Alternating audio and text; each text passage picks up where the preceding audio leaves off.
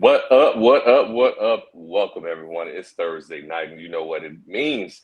It's time for another episode of the Floor is Yours podcast. This is their Thursday night retreat where we bring real and relevant conversations to the community, hoping to move the community forward. And we got another one tonight for you, ladies and gentlemen. But before we get started, listen, I can't do this by myself. I got to invite my family to come along with me. So, to bring that smoke, they got the heat, they're going to bring it tonight. So, first and foremost, I want to welcome my main dude, my brother from another mother, Mr. Gerard Flex, the producer. Say what's up to the people. Good evening, people. Hey, welcome aboard. Appreciate you having for being here. Pardon me Well, while I and walk over here. he's deep in thought, people. He's the brains behind her. He's working the machines behind the scenes. He's behind the curtain. So we're going to give him some grace. And also, we got the first lady in the house, the queen herself, has graced us again with her presence, Miss Amisha Thomas. Hello, say hello to the people, please. Good evening, good evening, good evening. I didn't want to sound too southern because I was going to say good evening, good evening, good evening. Good Well, evening. it's a pleasure to be here with my co-host and my brother. So, hey, welcome to the floor is yours. We are now on the air. You reminded me of back in the day when we used to do the announcements at church. They said, "You're welcome once, you're Mm. welcome twice, you're welcome three times." That's when you say good evening, reminded me of. So you're probably back in the day. Showing my age a In the little bit church. here. Yeah. Yes, yes, yes. So if you've ever been to church and you've heard people say you're welcome once, twice, and three times, then I want you to tell everybody in your contact list that the Floor is Yours podcast is on. Tell your mother, your sister, your brother, your cousin, your pet, your goldfish. Tell everybody that it is on right now. And so before we go another further, please like, share, and subscribe. Let everybody know where the fire's at, where the smoke is happening. And so we're going to bring it tonight, and we got another one for you tonight, talking about another complex issue.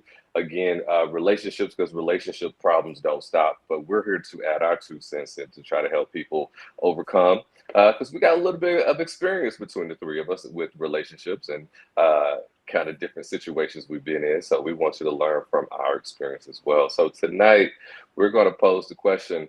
If you've done the work and you've grown, are you ready for a relationship? The title is cut off, so I can't really read the whole thing, but it's okay. Listen, what happens to us in life as we grow and as we mature, guess what happens? Our life grows, our life matures. And so when we get to a certain point in life, relationships become difficult because we have established ourselves. We know who we are mentally, spiritually, we know what our goals and ambitions are. And that becomes a little bit tricky when you're trying to invite somebody in. And so when you're particular age and stage in life, the question we're asking, like, do relationships become more challenging? Or can we say because we're more mature and we're more clear and we're clearer on what we want, can they be easier? And so tonight we're going to discuss all of that. And so if you are healed and you've done the work, why is it so hard to find a relationship? You know? So Anisha, I'm coming at you first. Are you ready for this? I mean, as ready as I'm going to be. As you go, so Yeah. at our young, tender ages, um, do you think falling in love is easier at our age, or was it easier when we were younger and more naive? It definitely wasn't when I was younger because it clearly wasn't love. I mean, it just had to be some infatuation things off in there. I don't really, I can't, I'm no. The older that you get, I believe it could be a smoother process. I won't say easier, I'll say smoother because you still have to navigate um, people when they're in different stages of life, how they're going to interact. Now, if they're set in their ways, it's a little bit more of a harder process. I believe when there is an open portal there, that you leave room and space to grow with somebody and to get to know them and to grow to know them, then I feel like it can be much smoother. So it depends on where each person is on how that actually is going to maneuver and to move forward. Yeah, yeah. Part of the conversation tonight is about the healing process. And when we're young, we're less scarred because we haven't had as many experiences. So we're a little bit more open, a little bit more receptive to love and inviting someone in or sharing our life with others. But as we get older and children come into play, a more defined career comes into play, and we got a house, we got a car, we got assets, all of those things become get a little bit more selective in our choices to find people because we've reached a certain age and stage in life. Does the pool shrink? Do you think of the qualified people that are worthy enough to be invited into our space? What do you think, Gerard? That's a good question. I like the way you framed it because you said, does the pool shrink? And I don't think that's necessarily the case. I think who we think we should yoke up with, like we built, to your point, we built a life of stability, passions, convictions. As Misha and I was talking earlier, there may be grandkids and all that involved. So the person that you yoke up with, you want that to, just to be a conducive relationship, not friction. So, and that don't mean that the person is not a good person, but and so I think it's just I read what happens, and tell me if y'all agree with this. Sometimes we've become so accomplished that we start to measure people based off of our standard and our understanding of what's appropriate. And we often, if we want to be honest with ourselves, we overlook some potentially good relationships because we aren't willing to bend off the things that we're so invested in, so things that we're so tied to. And I love the title of it because it reflects that. It says, are you looking for a relationship or just simply someone to come into the life that you've built? Yeah, and I think it's a perspective to consider. That's kind of a double-edged sword because I think it's fair for someone to have certain standards to say, well, hey, I've made it this far in my career, I've gotten this much education, I would like someone that's compatible with me.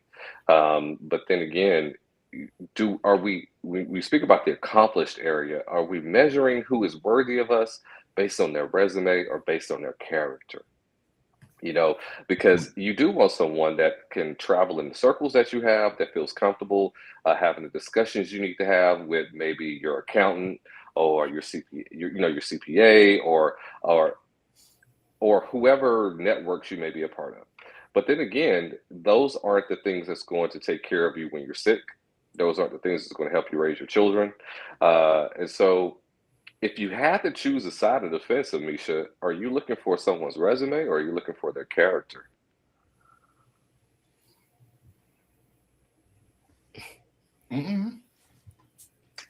She's leaning in, people. Resume. Explain resume. You talking about job titles and all of that? Yeah, because, okay, I think that it is fair to say financial stability is an important component of a relationship. And it's also fair to say you want to link up with someone who is as ambitious as you are, or someone who can understand your ambition. Someone that gets up every day, has a purpose, and they're moving and they're making things happen. When I say resume, that's what I'm really speaking of, is their get up and go. Yeah. So I'm gonna go back. I'm gonna tap into this ambition. His ambition may not be as high as mine, but if he has ambition for himself, I'm not gonna put him in a box for me because mine may be a little bit more. But does that disqualify him? That's just where I'll go there, because I've seen it where you can have a man that's making sure the bills are paid. Now, matter of fact, I think I saw it on Instagram. She was asking a question. The bills are paid. He helps with the kids. He does all these different things he provided. But she says, but I just need him to have some ambition. Well, the response was, but he does have ambition. There is nothing lacking, therefore, at home. His ambition may not be to the capacity level of what I'm moving on, but he still has ambition. So I can navigate through that. Character does play a big part for me. And necessarily, like when you said, can you show up in the boardroom and everything? I need to know how you can talk to my grandkids. Can they bounce on your lap? Will they get on your nerve if they talk to, if they crawl across the floor, if my children come by? Because I'm not asking you to be a father or just you're an additive to this equation, but how do family dynamics work for you? Are you able to know that you can love somebody else's children? That I'm gonna say kind of as your own, there will be a line in between there, but there is a place in your heart that it expands open to navigate into this place that we can move and groove together. And but that comes with a lot of maturity as well, and knowing who you are as a man or a woman to be able to open up your heart and your space to allow other people to come in. And for me, that's a yes, because I love to be and become. It's easy for me because I just do it with people in general. Now I do know that there are some walls that can be put up, but however, it's how you navigate those situations. But character definitely is important to me, with a balance of knowing that you can have your resume of ambitions that fits you, but still works collectively with me. It's a great question. You know, one of the things when we talk about relationship is this notion of admiration. Now, for men, attraction largely is visual. For women, is largely emotional. And those are exceptions to every rule. But keeping in line with this whole ambition topic that we're on, Mhm. statistics have shown if we were to read a book or test results, it would say the most successful relationships are when the woman is looking up to the man, when the man has something about his character where she feels she can learn from or she can grow. She wants to be able to respect her man. She wants to be able to look up to him and have admiration for him. Yeah. Is it reasonable to say, Amisha, if you're making $500,000 a year, he's making a respectable $80,000 a year, could you still have admiration for him? I could. Okay. And that's with strong conviction. I Okay. didn't stutter. I didn't blink twice. I could. Okay. I got it. I'm gonna put myself out there. I think Okay. that's probably the minority of women. I think women are largely looking for men who can lead in in a financial area. Which was is that naive of me? Would you say that's probably true, or not really sure? But does he financially lead with the 80,000? How does he manage that 80,000? Hmm. What other things has he invested in? So we can look at that 80 and say, oh, that's not enough. I just want to know. I mean, it depends on what your lifestyle is too. But however, if I'm on the opposite end of that, I've been where I've made more. Hmm. Hmm. And I still chose to, because of the character of that person, of the man that I was with. Some other things may have deterred that part, but there was where I know that you can, when you make your money, how you can um navigate it through taking care of home and all of these different things. Yeah. And so I believe that if we look at it from an aspect, how do we work together? It's still a together thing. So I'm not looking Yeah. down on him, because I used to be one of them back in the day. If he was on the fries at McDonald's, but he could invest his stock and he had been there and he knew what to do and how to make other things change on the back end, Right. what does that look like? Because he can come out of them greasy McDonald's fries clothes and flipping that burger and put on a tailor suit, and we know how to go sit at a 5-star restaurant and cut a steak properly, and I know how to use the right fork to eat with my salad, and we can go and see the world. It's just on how he knows how to navigate what he got in his hand. Yeah. Definitely. Gerard. 'Cause let me throw this in there, because I know Okay. what it is to roll with a dope boy. Don't mean he gonna respect or value me, but he could throw me some money. And guess what he can do? He got me, Jane, Sally, Yeah. Carrie, and all of us, and he navigates that. But there's no respect of who you totally are. Gives more True. value to the one that's gonna be more submissive, but the one that has the money and can do her own. He just wants her for entertainment. Purpose is to make him look good. And I'm gonna digress on that. So keep going. No, I think those are all valid points because I as we get older, hopefully maturity sets in, and you're looking at when you define your quality of life, it should extend beyond finances. It should be spiritual safety, emotional safety, Mhm. physical safety, all of those things, and stability, physical stability, spiritual stability, emotional stability, all of those things should come into factor. I think we should look at a relationship as a gumbo and not just a side item. It should be something that we are aware of has many different ingredients to it. Okay. You Yeah, make gumbo. yeah. Okay. But Gerard, I was going to ask you, as we're out here dating, it feels like dating now is more of negotiations than it is actually trying to form a love connection. Within the first few dates, women are asking, "How much do you make? Do you have a house? Do you rent? Do you have a car?" And I understand how the curiosity can be there because they want to know, should I invest my time in Mm. someone who I feel has potential that I can go the distance with. But do you, as you're out there in them, these dating streets, Do you think that dating now feels more like we're at the boardroom table negotiating, or does it actually feels like we're actually trying to make a love connection? Yeah, good question. I believe that they're trying to do both. And I think there lies the issue, right? Is how do you do both? 'Cause so does a car matter? Does a salary matter? Yeah, I think it can. But I think sometimes the emphasis is on those, out of an abundance of caution and fear of lacking, if that makes sense. You just be honest, you Mhm, go to some parts of the country and cars are non-existent to some people. mhm, Mm, They don't even have them. So it's like, what do I have the car for? And I know people even in the South here who don't. They'll use public transportation or Ubers or whatever so they can move around.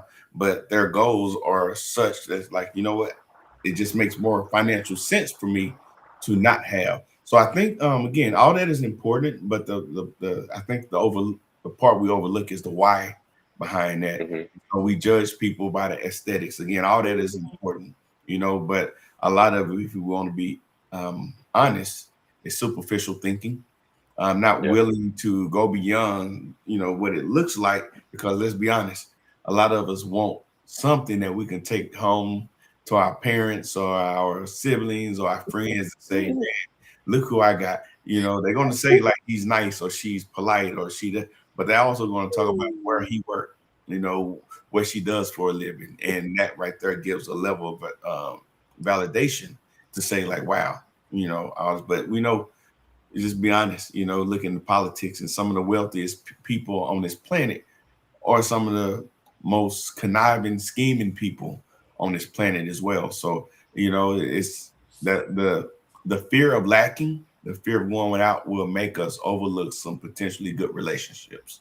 And I just think that's unfortunate. mm, yeah, yeah. Back in the day when we were young, so you say fresh out of high school, maybe in college or your late 20s, there is this blank slate theory where you haven't acquired a whole lot, right? So you probably haven't got the house, you haven't traveled a whole lot, you're still early in your career.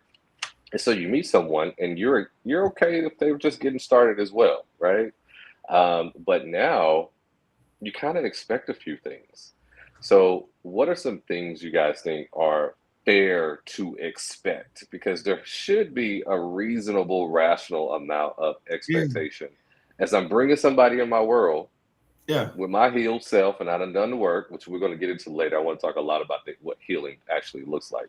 Um, but what are some fair expectations? What are some things you should have on the table before a yeah. third date before The you one fall? thing that we always say, it depends, right? It really does, though. I think that could be just an easy way out sometimes, but it really does depends. Like, what are your goals? And Hmm. what if I got two cars and I meet a lady who does public transportation and she's saving her money for retirement or purchasing of a home? You see what I'm saying? So it's really about that mindset. Not that that stuff doesn't matter, but Right. I think it can and often does matter less than what we than what it should. So my point is, at the end of the day, when you asked earlier about character or resume, I think that Yeah. ties to this right here. Character is everything. So when I see if someone, you talked about an $80,000 salary, and if I'm making a $500,000 salary, let's take it down to something even more common. Someone is making $50,000, $60,000. They're operating in an area that they're passionate about. They Hmm. say a chef, and they got their own restaurant, and they feed the needy and do a soup mm, kitchen, on holiday weekends, Hmm. and Hmm. they're investing their money, but they have high morals and high character. Right. Like, that's a stand-up guy. That is a Yeah. very stand-up guy. But at the same time, I get how some people have built a life of comfort, of niceties, and they could look at that as a liability. But they end up with somebody that's making more money, and they spend the best years of their life in a toxic relationship. Yeah. And then when they get out, they got to try to heal and deal with all the fallout. And now they're trying to date again, and then they're triggered because something reminds them of what they had before. And it's like, what did you focus on? you know, and that's probably a lot of what the challenge is, because they Yeah. had their eyes on the wrong priorities. Yeah. That's Yeah. good. You know, you're absolutely right. I was watching an interview earlier today about with this married couple that have been married now for, I believe, 30 plus years. And when they met, and he was a community organizer. She was a lawyer at the firm, making her way up. And so she was actually doing better professionally than he was, but he decided that he wanted to be a community organizer. And then later he decided he wanted to go run for public office. Yeah. Now she's on an upward, more mobile track here, and so she could have easily dismissed this guy whose career as a community organizer wasn't going to, wasn't earning him a whole lot. But what she connected to was his morals and his values, and I think that's one thing a person should bring to the table as we're looking to bring somebody to our world. What do we have shared morals and values, and do we have the same principles, integrity, and a contribution to society? And so later on, his thought of running for public office paid off, and they are doing very well together today. So, Amisha, a Messiah, what are some things that should be acceptable? What are some things we should be expected to bring to the table as we bring in someone into our life? Well, definitely, stability. He has to be. I'm not saying he got to have a 5 bedroom house. I just need to know that he does have a roof over his head, things like that. Yeah. But Hey, being can I able, ask you something about that? When you say roof over his head, Mhm. his roof, or just that he's not sleeping on the street? No, no, no, no, no. I don't want him to. No, when I say that, I need him not like, in the slums. I don't think he would be in the slums. I'm just saying I need to know that he is structurally sound in how he is running his life. That he does It's have a, consistent. Yeah. yeah, there's a consistent pattern there. How he shows up for work, how he shows up for himself, things like that. Those things are important to me. So what if he lives with his parents and he's Depending on what that is, yeah, because because where we are now, you do have people that are now men or male or female that are now having to go step in and be there for their parents in a capacity that there is a need there. So if there's a need there, that shows me how Caretakers. he tends to the core value, the yeah, core, the yeah, core of his being. And so for with that in mind, that wouldn't be a deal breaker for me. yeah. Okay. That Yeah, makes sense. that Yeah. would be. Um, and just being able to know, and not so much about how much money he makes, but how does he structure his lifestyle and things like that. Because I'm definitely wondering, I'll make him look good at the thrift store. Come on now. I'm just real on who I am, Yeah, I could Chanel it out. I don't have to pay full price. I can find it over yeah, there at the consignment shop. But just different things like that. But just that he's not materialistic and over the top and all of those. Because I'm just as simple as they come. And so as long as like you say, the morals, values, and the character are there, and the spiritual substance is definitely a number one a priority for me, because I know what it is to be depleted in that area, and that's not an area in my life that I'm compromising at all. mm, And I'm saying that with my chest stuck out and my chin up, that will not that's non-negotiable. And so I would love to be able to interact with a man that is able to lead in the manner of saying, "Hey, this is the structure of our home," but also saying, "I value the God I see in you, and I'm here to navigate this journey with you, set the atmosphere for you. But if you already got to go before me, I'm gonna be right here in the room with you. You covered." Yeah. yeah. So, Dope. Yeah, that's awesome. When we talk about bringing someone into our lives at this age and stage in life, it's important to also understand, do you really want a relationship, or do you just not want to be lonely? And a lot of people jump into relationships just because they don't want to be lonely, not because they're healed, not because they're ready, or not because they really have something to Yeah. offer. They want to be in relationships because they want to be booed up. They want to go to the movies with someone. They don't really want to invest in someone, but they just don't want to mm. be alone. And so, yeah. And so we have to understand and do the hard work at looking at ourselves and ask ourselves, what is my intention for being in a relationship? Yeah. How did you know that you were ready to be in a relationship, Amisha? How did you know that you were ready? Like back then or now? Because right now, Now, like today, right now, or are you? Maybe not. And that's a great good. conversation too. To know, hey, I am not Well, let because me of say this. this: I'm not lonely. That's a clock that. Never lonely. I can sit with me. I can date me. I can go out to eat. I am comfortable with Amisha. So I'm not looking for someone to have to come in and say, "Oh, let me fill up this space," because oh, I can't. I'm not over here doing it, pointing to my own self. I would like some compatibility to be able to be with someone that I enjoy and they enjoy me, and that we can laugh and we can do silly things and unstructured things and all of that. So it wouldn't be because oh I'm feeling lonely. It would be for me to be able to finally be in a place to enjoy the rest of my life with someone that I can simply be myself and we become who we are together. That's where I am. Yeah. So if dating comes That's good. along, That's I am good. open for it. However, I'm not putting myself out there on this little see me situation. I'm not that girl. I am not that woman. I'm not that woman. I am good being able to enjoy me, but I definitely will be baby, let me tell you, I will be like the 4th of July hanging out with somebody that I know that I could be in a relationship with. Yeah. That's awesome. That's awesome. He- Here are three quick things I want to give people who want to know, am I ready for a relationship? Three things is number one, you're no longer afraid to be vulnerable in front of someone. Oftentimes, when we get out of relationships and we are scarred and we're bruised, someone's done us dirty, we put up that wall. I ain't gonna never trust anybody again. Mhm. Nobody's gonna ever get that close to me anymore. You know that you're ready for a relationship when you're no longer resistant or afraid to be vulnerable. I'm ready to share my story. I'm ready to share my life. I'm ready for someone to see my blemishes. That's one sign that you're ready for a relationship.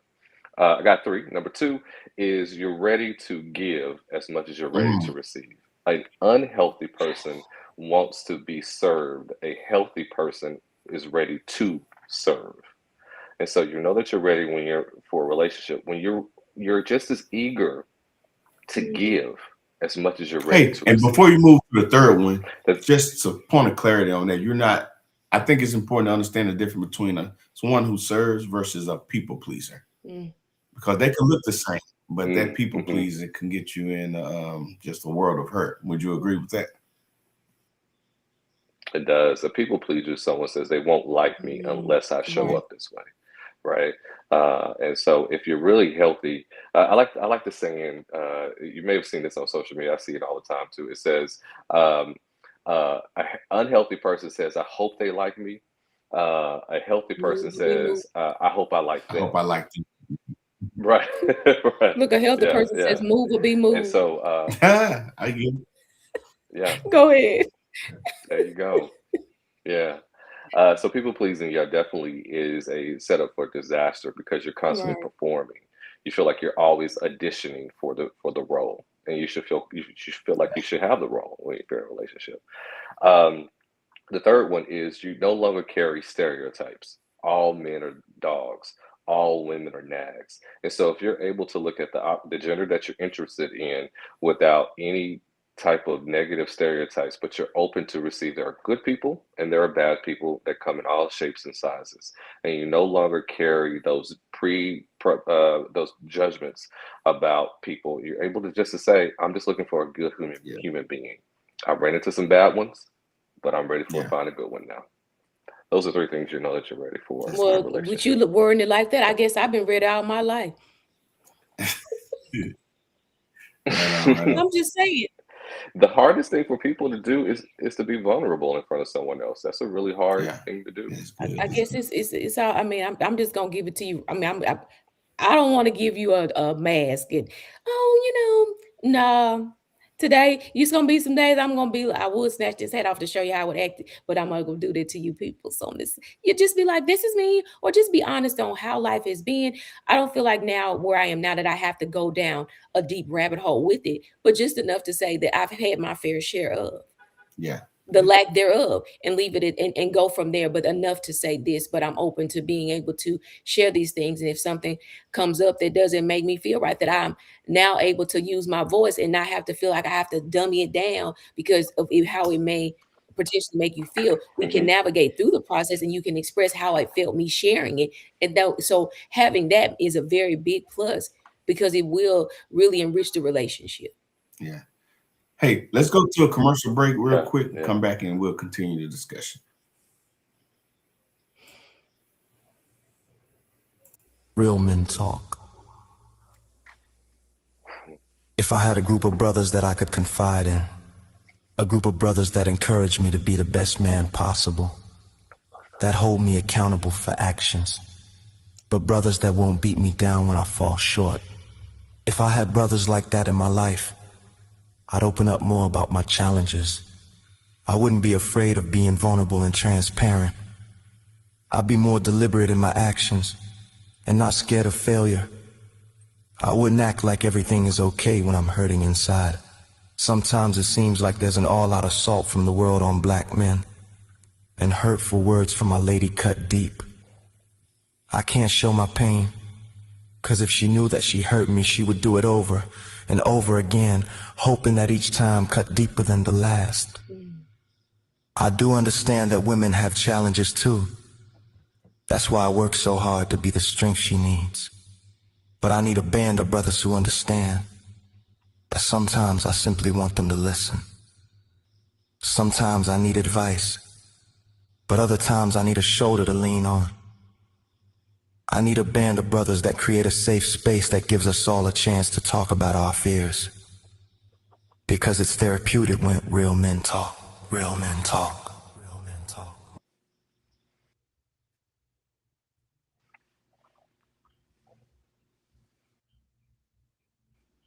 Real men talk. Real men talk.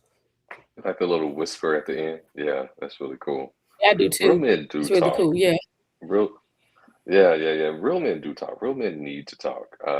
We're not taught as young boys to talk openly about our vulnerability and our fears because we always feel like it's going to be weaponized. We're always going to get teased on the playground, right? So you don't share stuff, and that Mhm. just translates as men as we get older and we get a little bit more fearful of, am I getting left behind? All the new kids are joining the office; they know everything about AI, and I know nothing. I've been at the same job for 20 years, and these kids are getting younger and younger every day. And so we have these social fears, these business fears, and these emotional fears. And the only way to get over it is we have to talk. Even if you don't get the answer, studies have shown just by sharing, even if there's no resolution, stress levels do go down. And just by sharing, here is something I'm concerned about. Stress levels drop, even if there's been no logistical change. Just knowing that you feel safe, that there is a brother you can go to, you can call up Gerard, you can call up Gregory, and they may not have the answer, but at least I feel safe. So real men talk because we self-destruct when we don't. Indeed. Indeed. Yeah, yeah. I'm loving this topic though. I'm Yeah. loving this Real. topic. Yeah, Yeah. this is Yes. good. So we're talking again about are you ready for a relationship or you just want somebody in your life? Uh, it can get really, really tricky because there's this thing with maturity that happens, y'all. There's this thing when you get older, you can get you either learn how to be flexible, you learn that, life sometimes throws you surprises and you gotta bob and weave, so you learn adaptability or you get very clear. You know what you like, what you don't like. So there is certainty. I know what type of neighborhood I want to live in. I know how I want to eat. I know how I want to drive. I know how I want to dress. I know the type of circles. I know what restaurants I want to go to. So maturity can show up either as adaptability or it can show up as certainty. I know I'm going to do and know what I'm not going to do. Yeah. What side of maturity do you think is most important when it comes to finding your person? If we have developed this lifestyle, we got the career, we got the house, should we be rigid or should we be adaptable? What's coming from a mature place, Yeah. you know? You know what? And just to really put a little more emphasis on the topic, I like Yeah. the way you contrast them, right? Because when you're adaptability, well, when the need to adapt to someone, just say that Misha is not if she was. Misha's an accomplished woman, attractive. She has her own. She can be independent and She take smell her. good. And this man meets her, and he's like, you know what? I'm attracted to you, but that don't mean that Misha should abandon her convictions, her goals, Right. the things that she wants in life. But I think Exactly. the conundrum, the challenge is merging two people with passions. These aren't 20 and 25-year-olds who starting off life together. These are people who have kids and grandkids and jobs and hobbies and hurts and all that, right? So sometimes you, as we stated earlier, you start to measure that person like, man, I want to travel, but he may not want to travel as much. Do you automatically say no to that? Or let's talk about some other things. I want somebody to go to church with me every Sunday, and that might not be his thing. Is that automatically no go? That doesn't mean that he's not the spiritually mature person, but maybe organized religion is not his thing. And I think we start to look at people and we put all these desires and wants on them, and that person begins to crumble. And then you ask yourself, well, you don't ask yourself, but you should ask yourself, does the person I want even exist? Wow. Yeah, and I think that's a hard pill for some people to swallow or to even consider. Like, maybe the person that I'm looking for doesn't even exist. And then add this to it. Say they already have homes that Yeah. they've lived in, probably shared it, maybe 1 or 2 times with other people. What does that look like? Or a lot of people are meeting, virtual now. So two people may not even be living in the same state. Who's going to move? Yeah. That part. Or we just gonna travel to see each other. Yeah. Yeah. So there's a Which does happen. There are married couples that do live in different cities, and they just see each other 2-3 how times does a that month. work for you, Gerard? I saw you look to the left. Gerard, how does that work for you, Mr. Ware? Man, I might try that. Man, that might be. Hey, you might have turned me on to some games, Yeah. nigga.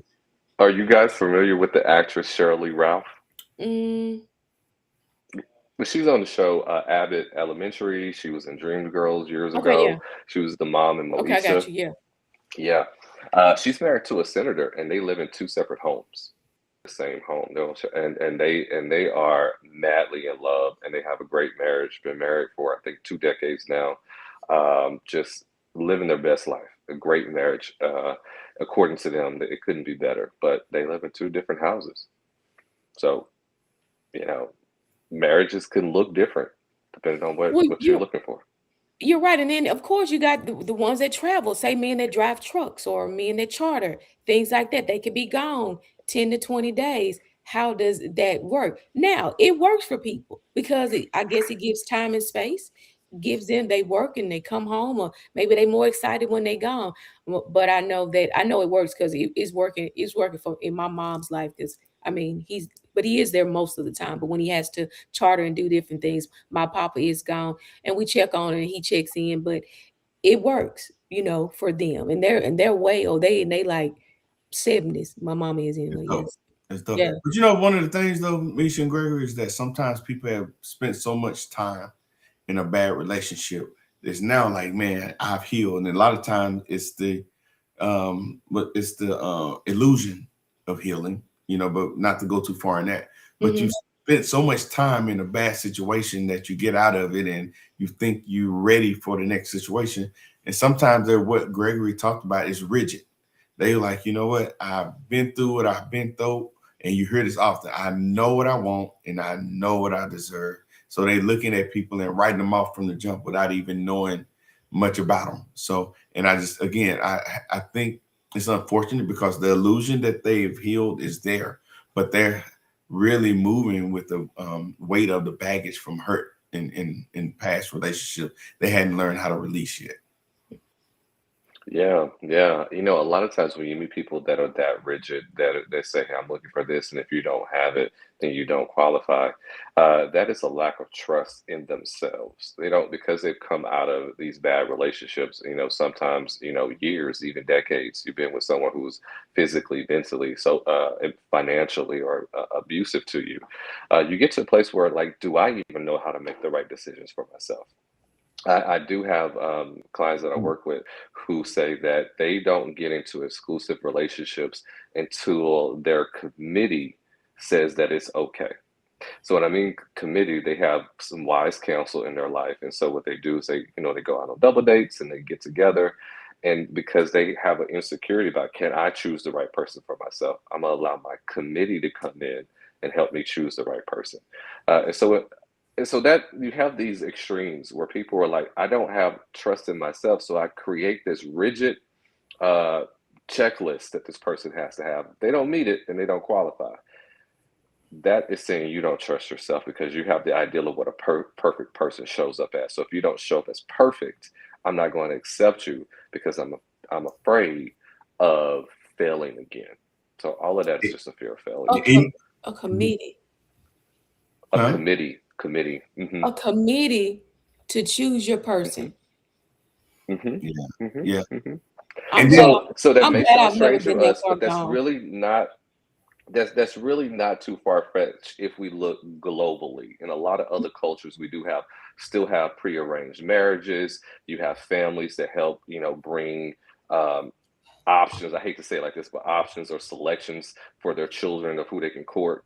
So it's not too far fetched of an idea if we think about it globally. It's just here in the United States, in relatively a short period of a time span, has individual selection occurred. I think it's only about 400 years old. But if you think about it globally, how long we've been on this planet, that's still a relatively new concept that we choose who we want without the influence of family, friends, and yeah. or a And, committee. and I think it's even when we look at it in a certain perspective, it's even more recent than we would probably even realize. Think about where when we were growing up and you dated somebody, you brung them around uncles Mhm, and aunts and mhm. moms so that they can vet them and talk to them. You bring them to the family Yeah, reunion yeah, or a yeah, weekend gathering yeah, so that people can ask this, yeah. if it's a young man that's interested in the female in the family, they're asking him, what do you do? Right, What are your right. goals? What are your Yeah, ambitions? Here's one of the most popular ones. Who your folks? right. And it's all Yeah, those questions that exactly. you asking people. So it might not be, as rigid or as strict as what most people think, Yeah, but yeah. there's Um, some parts of that that's around now. Yeah, earlier when I was talking about that community organizer and how he was dating the lawyer who was doing really well, and the lawyer said that she needed the community organizer to play basketball with her brother, and she said if my brother doesn't like him, I'm not going to date him. But the community organizer played basketball with the lawyer's brother, and the brother liked him, and so she decided to date him based on her brother's opinion. We can do something else other than play basketball though. But yeah, But Yeah, that was the way she I've selected. never journeyed down that road. yeah. But it's a hmm real thing though. Yeah. Yeah. I mean, And how's that working for you, Amisha? now moving forward, what did you say? Nothing. Never mind. Go ahead. Oh I didn't no, mean to no, no! interrupt. You real bold today. You might well just come on back with it. What did you say? I said, how's that working for you? Not having a committee. It's worked fine for me. She Okay. said she happy. All right. I All mean, right. no, what I'm saying is this. So that I'm just saying, I've never gone down that road where I've taken somebody because I don't have a big family. So you have to look at those dynamics. We can say it. Some people get to go down that road, but what about those that don't? But Good does that point. still mean that I hmm need to draw this committee or whatever to do that? And even with prearranged marriages, because I deal with, let's just say, people, clients or whatever, those are some of the most miserable people because they are doing it for the sacrifice of what the parents have wanted them to do. There, it's not really a love connection. They didn't get to fall in love. They were placed into something. I'm just navigate there. So even so, I feel like there still ought to be something within you to be able to navigate because you have to be with that person because they may like them, but when you finally get with them, will you really like them? So I'm just saying, but I've never journeyed down there. So there are other people in this world that have not had to go down there where they taking somebody over there. Now, Jen, I may have been with somebody, but I'm a girl, who your peoples and things like that. I've probably had it, but I've never had a man that I've had in that position to be done that way. Yeah. You know, that brings up another idea for me Oh, wait a minute, is let me how say this. important But is it? but moving Yeah. forward, I do have brothers in my life now that'll string them up. They riding with him. We got him tonight. We're gonna take him out. Yeah. That's a different story. Now I'm in a different chapter and place in my life. It may work out, that's just probably what they're gonna have to deal with. So I'm just saying, but I digress. You know, just to piggyback on what you just said, I think it is very important, if possible, if you can do this, and I know it gets hard, tricky to do it, if you can have a platonic opposite gender friend, that really does benefit you a lot. It kind of helps you get into the mind of what this person may be thinking that you're interested in, or kind of seeing an opposing viewpoint and not just our one perspective. And so, if possible, to Amisha's point, when you have people of the opposite gender who are platonic in your life who just want best for you, that could be a tremendous asset. It really can help out a lot. Because I'm telling Yeah. you, these last 3 years for me, baby, I've learned not to touch door handles hanging out with my Good for brother you. Gerard. There's a whole level that I've been drawn up into Yeah. because I have a gentleman as a brother, not just a man, have a gentleman. Right. And Yeah. now I'm surrounded by a lot more gentlemen, not just a man, gentlemen. So for Mhm. me, it's easier, as they say now, it's easy for me to be soft, honey. I don't really, and if I catch myself, I'd be like, put my leg. No, no, no, Yeah. no, no. Matter of Hey, fact, if I'm going out a door and there's hey, a man coming, I don't even touch the door. I'm not holding over you. I wait for him to touch. so both y'all had to give some advice to the youth about what gentleman and woman, a pleasant woman looks like. Like, how would y'all? Because I think that's missing a lot in our community. Like, no one's there to teach them what to look for in a mate. So, if y'all maybe to take a moment to talk about what that can look like, Gregory. A gentleman in your life is someone who, gosh, I don't know how to really say this without it sounding weird, is reflects the qualities of a father, but is not your father. So a father at his best is someone that serves, right? He protects, he provides, and he pushes forward. So a gentleman in your life is someone who does that same thing. When you're with him, you feel protected, you feel provided for, maybe not financially, but you feel like he's got my back if something happens. So you feel protected, provided, and you feel pushed forward.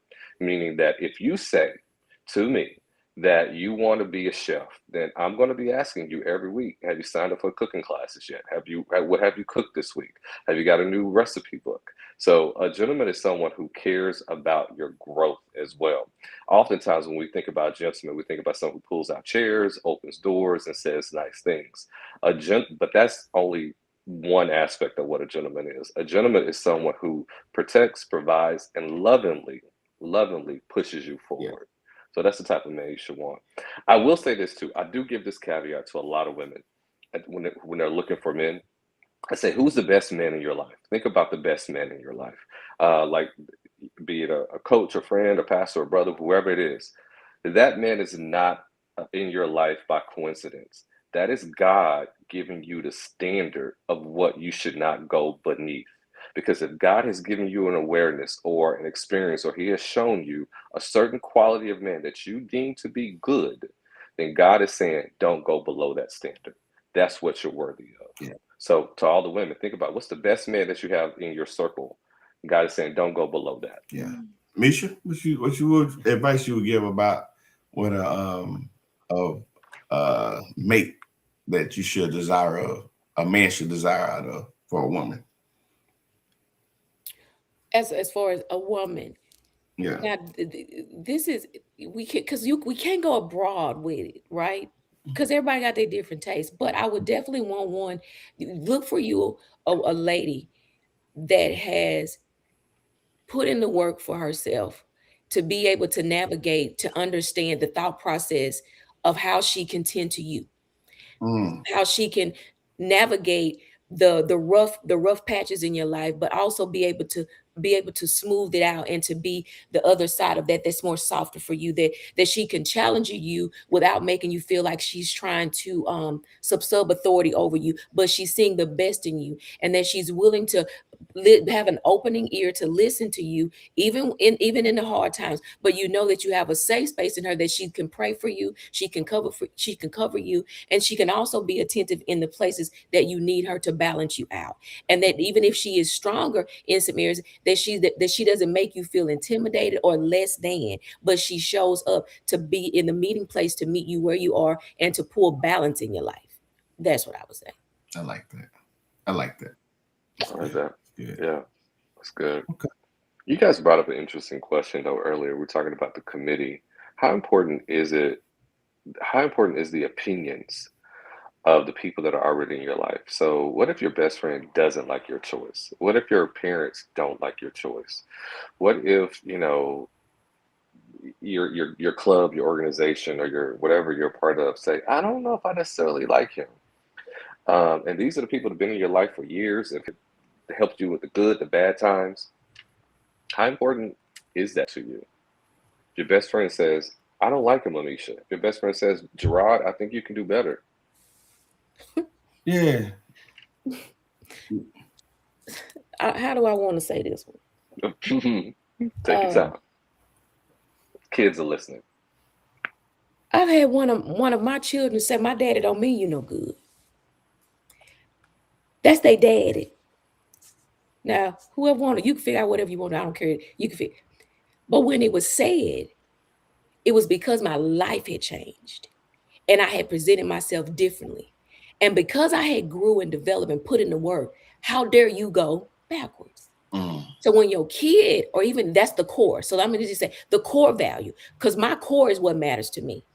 I've learned that you have to now navigate not letting the community or the crowd navigate your life. What is the core value? Now, my mama might not have liked one, but at the end of the day, you have to still put a level of respect in there to value what they say and then still choose that. Now, however, if it gets to a point where they're showing me that I'm compromising who I am, then there is something that I would listen to, because it's saying a lot about how they now see me.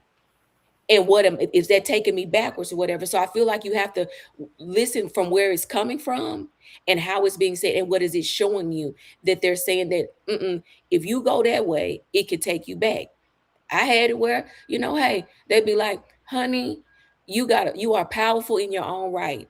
And this particular one is not going to push you forward. They don't know how to accept it and everything. Now, in the end, was it probably true on that one? Yeah. Truth and fact. But however, I navigated through that, and whatever I needed to grow and to see from that, not now to bring down this wall of always being so present for people when they don't show up for you. I had to learn something within that. And if I had to learn a lesson for me to be able to move forward in life for myself to be better, then I'll take that as a lesson learned. And I don't look at it as something that, oh, I did wrong or I should have listened to them.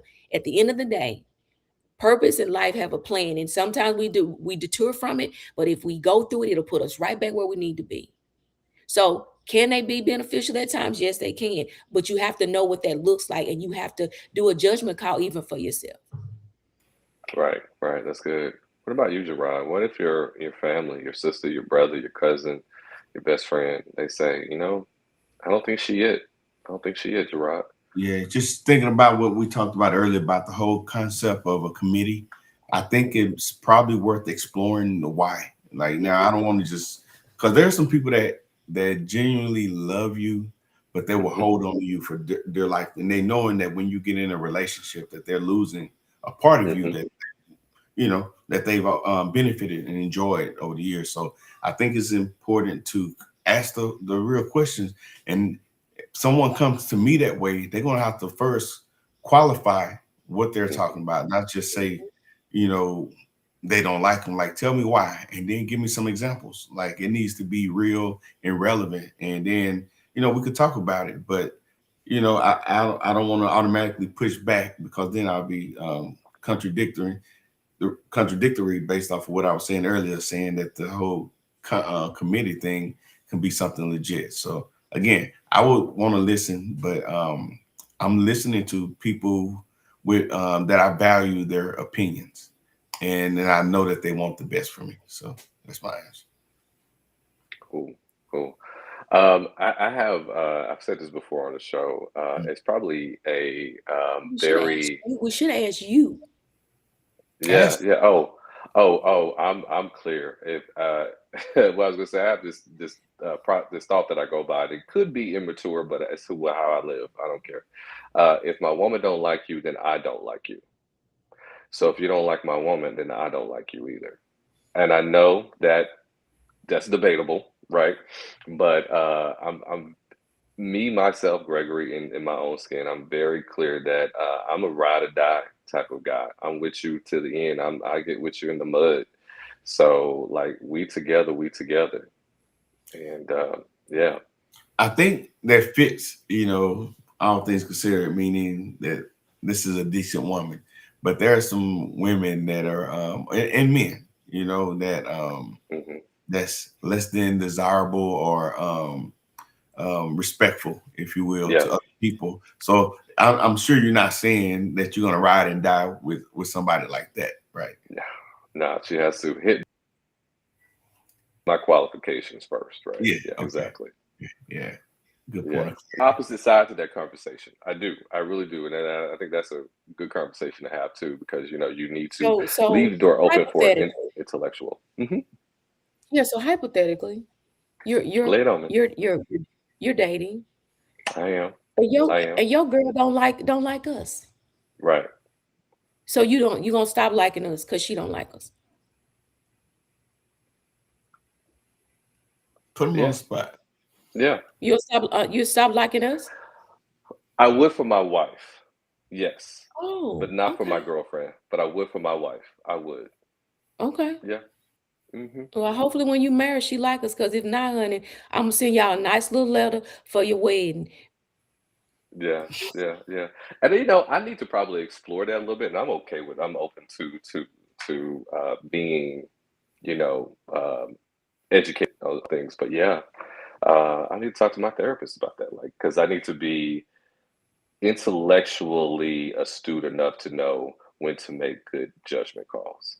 But Yeah. for right And now, I I'm will a say ride or this die. about that. A mature person, a mature mate wouldn't make you choose between Correct. being with Absolutely. somebody. So if it comes to that right there, she doesn't like, especially like, of course I'm biased towards my mom, but I really think my mom is fair and loving and kind and polite. I've seen my mom show partiality to someone else that I was with because she didn't agree with what I was doing. So I'm saying that all that to say this. If someone doesn't like my mom, there's something going on with that person. I believe that true and wholeheartedly. My mom is one of the most kindest, gentlest people that I've ever met, and I model a lot of who I am and my character after her. And so I'm saying that to say this: if some if my mate doesn't like the people that I'm with, I'm especially this stage of my life, I have some stand-up people in my life. There's something wrong with her.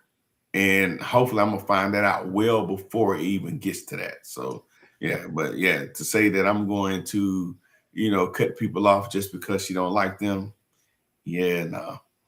Yeah, Yeah, go you for ain't got to be around them because I was in a situation you don't like them. They didn't do nothing wrong. They didn't do nothing to you. It it. was just the fact of how my rapport is with them. If I could laugh more with them than I with you, and it was a male counterpart, it's nothing that he did wrong. It's about how you need to open up, tear down the walls, live a little. But then when you got to ask me questions, well, do you think I'm this? Well, if you got to ask, and you already know. So I'm just saying. So when you said it, it's I can go back and replay this. But Yeah. I did tell you what I was You sensitive said with. it. I would It write. sounds like there's gonna be some insecurities with that person. I'm writing y'all a good letter for your wedding day. Yeah, Yeah, nice little tip.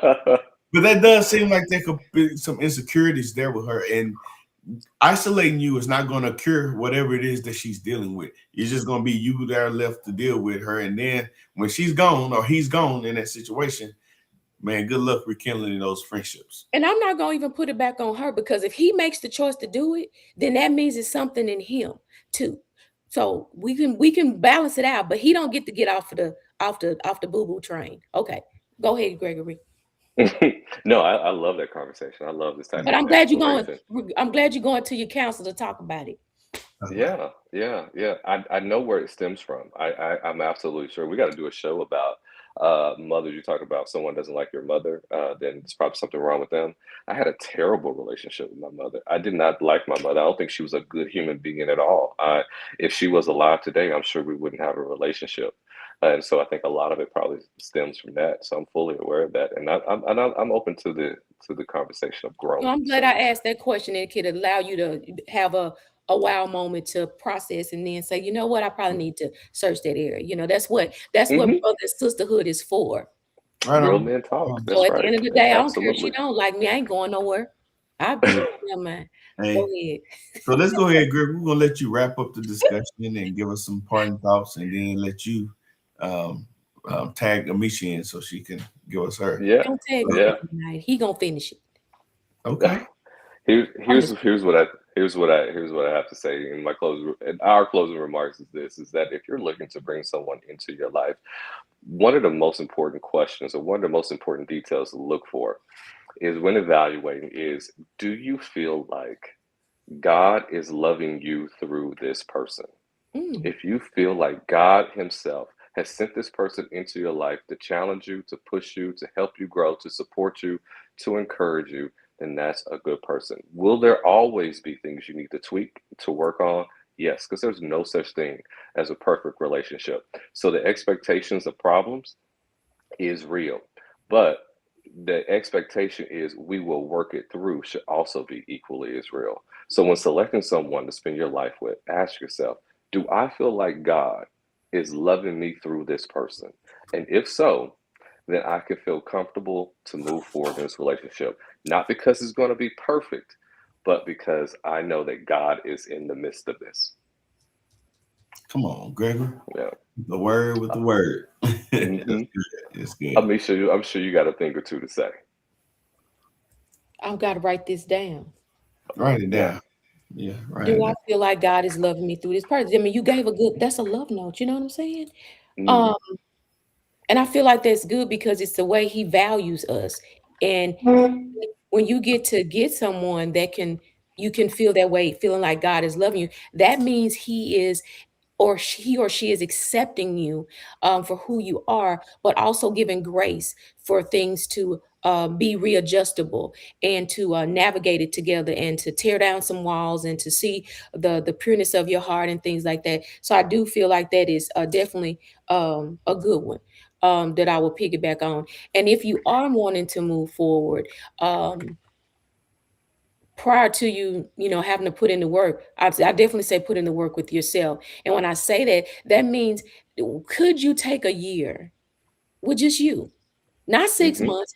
Could you take a year with just you, learning different things that you probably, especially if you've been a mom and with children and tending to, or even a father and has been with the in the marriage, if you have to take all of that and remove it, can you really enjoy your own company? Can you really sit down and say sometimes, girl, you shouldn't have done that and you need to do better? Because I have talked to myself like Amisha. Now, Misha, and people may think that that's crazy, but I feel like it's not. There's a self accountability there, and to see like, could I've said that differently? Could I've responded differently? Could I've treated something different? But I take a lot of time to get to sit with me and to tend to me. And there's days I don't want to do nothing. I won't on a Saturday. I may not leave out of my house, change pajamas, put on some more, get in here, binge watch TV, stay up to 2:45, laugh with myself. Just find the time to navigate one set of time that you can say, let me put in a year's worth of work with me. Mm. And then when you can navigate through those things and do the rough part, the rough work, which is going to be like detoxing, rehab. It does. Let me say that a rehab when you're going to have some withdrawals, some old ways and some old patterns and things like that. And then you get to open yourself up to a new chapter. So to be transparent, usually I go to church and I come, which I've just started to find a location that I enjoy going, and usually I'll just come right back home. Well, this Sunday I've been living down the street from this farmer's market here in Frisco, and I have mm. never been. I Oh, took it's great. I took it upon myself to go after church and just walked around and Mm. picked. It was some some teas and different things and all of that. I mean, nothing major, but it was just the fact of not just coming back into my house knowing that there is a whole entertainment down here that I could be doing. And so many times, because you have to leave community and you're not with them anymore, you don't really know, like, oh, let me do this. Now, don't get me wrong, Gerard has taken me a lot of places and I do a lot of good things with him, but I'm learning to have to know, if I don't have Gerard and Gerard is gone, do I get out of the house? Do I go do different things or whatever? And it was really fun. Met a couple of people there, just talking to them about the vendors and all of that. And then there was a woman struggling with her son in the parking lot. Guess what? Ministry for me. Had I not been over there, we had a good time. They was from Wiley. The little boy was acting up, talk to him, whatever. But it was refreshing to not be in the same pattern. But it taught me, hey, get out, get you some coffee, do this, go, not come home from work every day. If they've got some things that they've got screenings, invite people to come with you. So learning how to navigate what it looks like to have tended to everybody else, but not learning how to tend to myself. So I would suggest that if you're going to put in the work to want to be in a relationship, now if you cool, just want to get with somebody and hang out with them because you don't want a committed relationship, then you navigate that a little bit different. But you make it known that, hey, I'm not looking for much out of this, just a little bit of somebody I can spend some time with. But the first big point for me would be telling you, take some time to take off for you. Come on, Yeah, Lisa. that's powerful. I love And when that. I you do love that. that, I promise you, your skin will glow, your hair will be all right, your weight will Your fall what will off. be all That's right? male or female. I'm not just talking about a woman, but you will actually feel lighter, Really? and you will definitely feel refreshed. And then when you Yeah, can laugh with yourself and at yourself, oh, you really win it. Yeah. yeah, So yeah. That's Lisa always beautiful. I love praying. that. And just real quick for me, as you building your house, figuratively speaking, your life, building your life, don't let that building become a prison. Mm, And that's real important. So sometimes we'll get a house and we'll move to a certain part of the country and city and get these hobbies and all these things that define who we have become. And but it causes us to block out other people that could be potentially good for us. We're not meant to be here alone. I'm not saying that you need a relationship, but what I'm saying is um find somebody to do life with, even if it's a friend, a confidant, or if you decide to go with a mate. But as you build, don't let that stuff or more specifically, the fear of lacking. Don't let the fear of lacking cause you to grow old by yourself and lonely. So just hmm All good stuff. Well, we hope that everyone enjoyed the show tonight. man, We hope that we said something that was beneficial to everyone.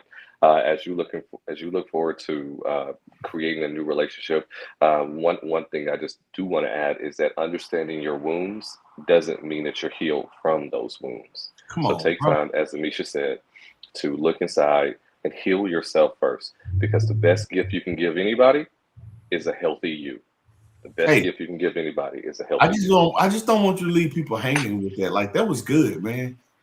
So how can you know if you have actually healed? Hmm.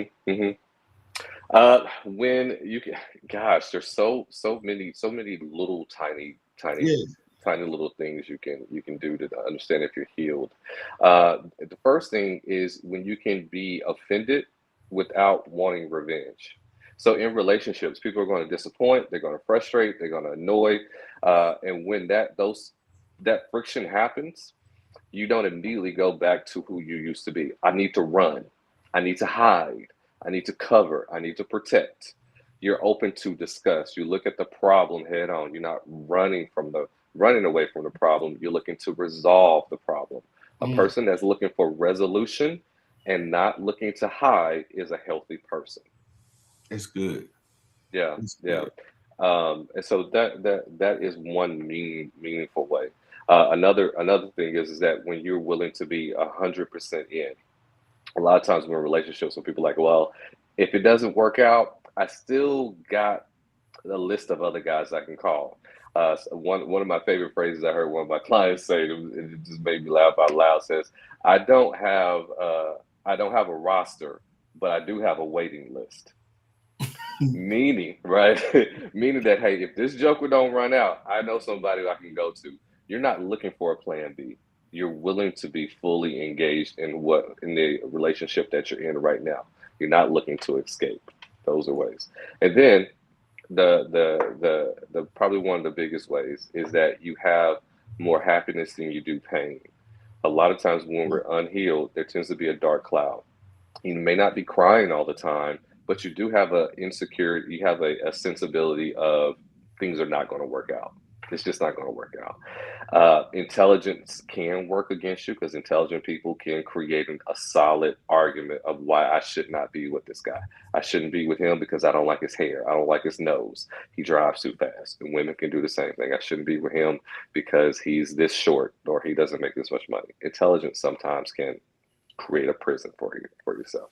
So, hey, just because you understand your wounds doesn't mean you're healed from them. Hey, and I'm gonna give one of the major traumas in our community is abandonment. We got people with abandonment issues, and I remember listening to a mental health professional, Dr. Ramani. If y'all hear me talk about her a lot, but she does a lot of work, especially in those maladaptive, real toxic personality disorders. But she talks about people who have suffered from abandonment, and a guy asked her, well, she was talking about someone who a guy broke up with her. This girl who a guy broke up with her, and she just lost it and was livid, and it was the end of the world for her. And she was saying, like, man, a breakup should not hurt you.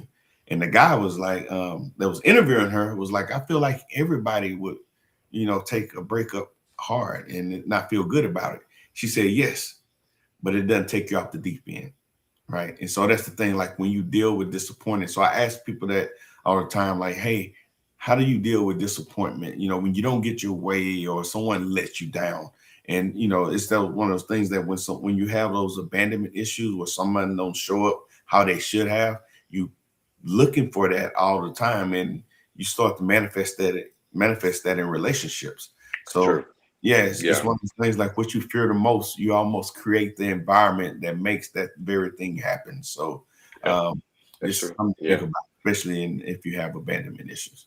I couldn't agree more. Yeah. A breakup brings disappointment, but it shouldn't bring destruction. Yeah. So collectively listen to y'all, yeah. So in other words, if I had to give a final note to that one, it says, don't let Egypt keep you from the promised land. Yeah. So in other words, don't let your past keep you bound that you don't move forward to the process, to the future. Because what we do is we'll relive over. When you're healed, you stop reliving, because when we first go through it, you got all this replay in your mind. It's when the replay stops and you got a whole new canvas. So when you can throw away the old canvas of how life was and how you thought it would be and all of that, and you can get a new one and start to put different dots here and there and throw this and that and compare it, I'm pretty sure it'll be more dark colors on the old canvas and more brighter ones on the new one. Yeah. So if I can always keep in the forefront that if I have come out of something, Egypt doesn't get to no longer to hold me, because there's a land that's over here with milk and honey. And I'm going to get over here to the promise. And I promise that I won't treat myself or allow myself to be held hostage by old patterns and ways, because I know that there's something better and brighter and healthier for myself. Yeah, that's heavy. Gregory and Misha, I heard people that use offense as a shield.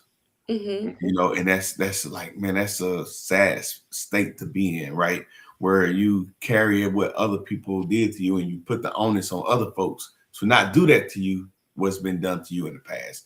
And again, they wear offense as a shield. And man, bless their hearts for that. And I just hope if anybody's out there like that, that they can go and get some real healing. Absolutely. This has been fun. I enjoyed the conversation tonight. It has been refreshing. Yeah, you guys always bring the heat, and it's always a pleasure to do the show. And we hope you guys enjoy watching, and hope we said something that was beneficial and a blessing to you. Gerard, before we go, you have something coming up in July, don't you? I do, man. I almost forgot about that. Yeah. So if y'all follow me a number of years on social media, I've been part of the men's mental health event in Vegas.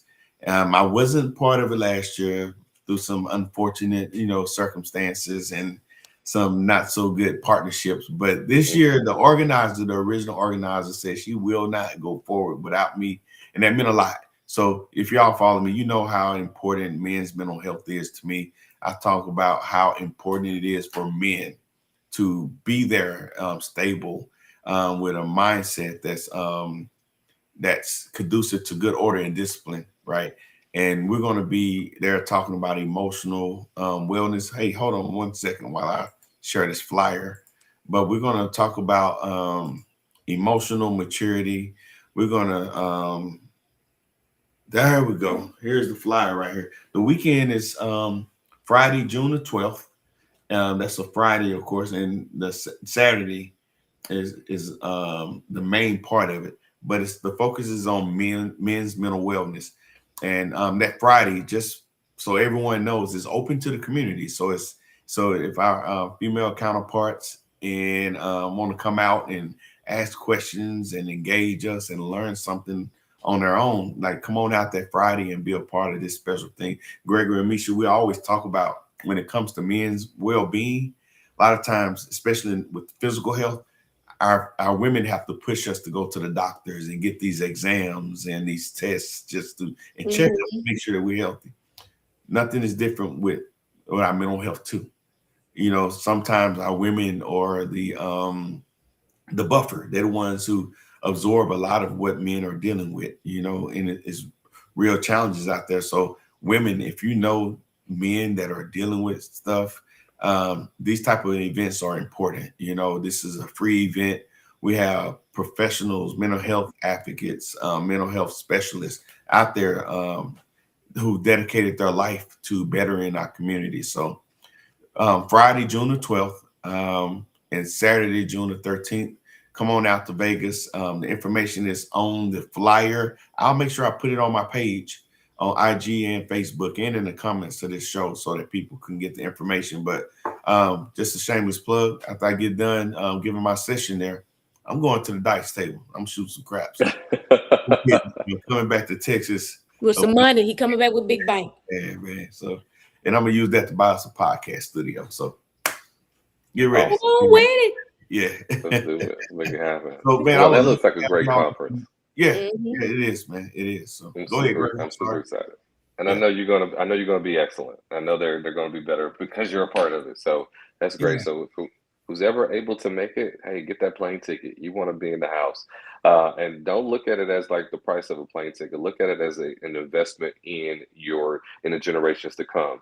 Because healthy men create healthy generations. Healthy women create healthy generations. And so the healthier we are, the healthier our children will be also. So think of it as an investment in the generations to come. Yeah. And one more thing on that, man, I was talking to Natasha, the organization, and what she shared. So May was Women's Mental Health Month. And what she shared from the women was they are tired of having to lift us up, or having to carry the weight.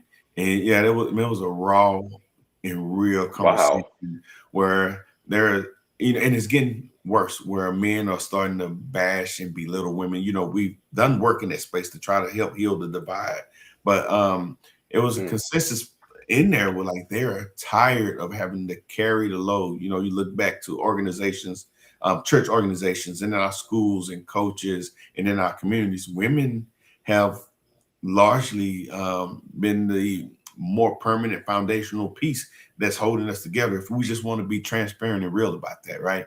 So to hear them say that wasn't a total surprise, but it was pretty sobering to hear. So saying that to say, like, man, let's start doing more to take advantage of these type programs and be responsible and accountable to ourselves, so that we can be responsible and accountable to our community. Come on out. It's like Gregory says, it costs, but it's an investment, and it is absolutely worth it. So I would love to see y'all in the house.